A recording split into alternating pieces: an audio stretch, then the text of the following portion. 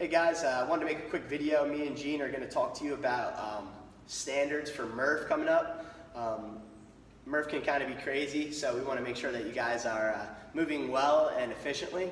So we wanted to give you some tips as well as standards that are going to be expected from everybody in the gym. So the first standard is the pull-up. So when you're doing a pull-up, your arms have to extend all the way, and then your chin has to come over the bar. All right?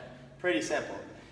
Only thing is, when you're doing 100 pull-ups, you might fatigue and start to not get your chin over the bar or not extend your arms all the way, and we're going to want to avoid that. So in order to do that, you're just going to have to rest more, or you're going to have to scale.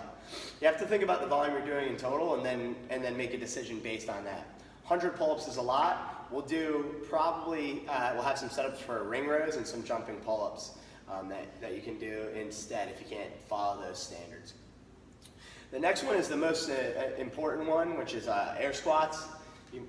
We see a lot of different air squats going down during Murph because we're doing 300 of them, and they can get kind of tiring. So I want to show you some versions of some bad air squats. The first one's going to be what I call like the monkey squat. There you go. You kind of like, you can even get below parallel, but you're dropping your hands and your chest is dropping. All right, that doesn't count. All right, when you go down, your arms are at the side, and then they're going to swing up as you go down. And that's going to keep your chest up, put your spine in a better position for your air squat.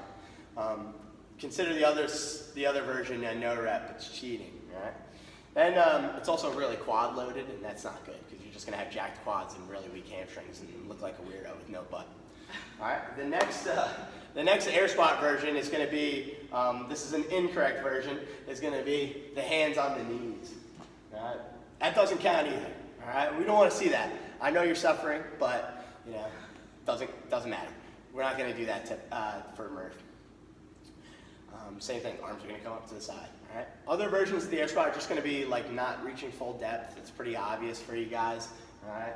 We got to be careful about this. So standards aren't set up just for competition. Although that they do help, they're based off of good range of motion standards. And when we do them, we're eliciting the best response, and that's why they are the standard.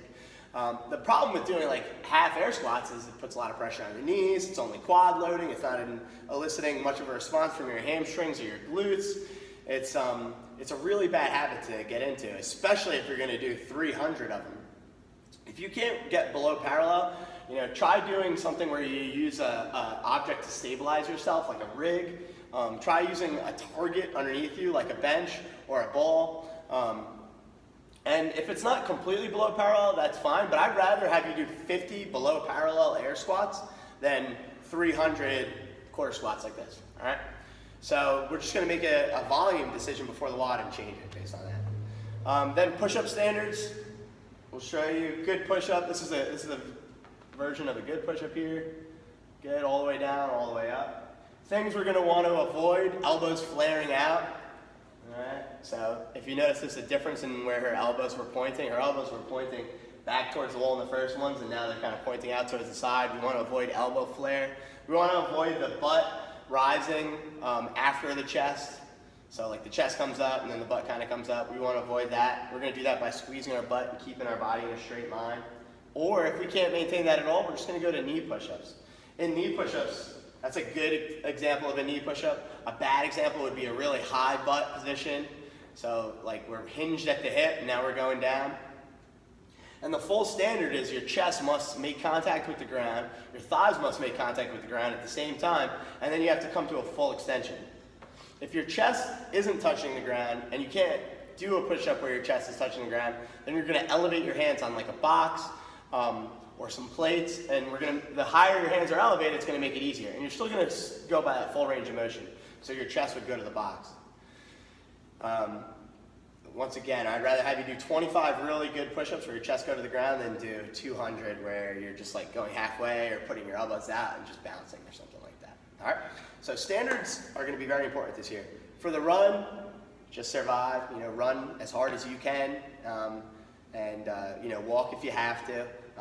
And volume-wise, you can make a good change there. If 2 miles is a lot for you, then you can change it to half a mile or like a 400 meter. Honestly, it doesn't really matter as long as you're giving it a good effort and you're coming out here just to support Michael Murphy, which is why we do the workout. you have anything else there? No, that's it. All right, follow those standards. I'm going to be judging you while I'm doing the workout. I'm going to be wad drunk, but my eyes will be wandering, and I'm going to make mental notes of some people that are doing it not by this video, so don't be that guy. All right? All right, see you guys on Saturday.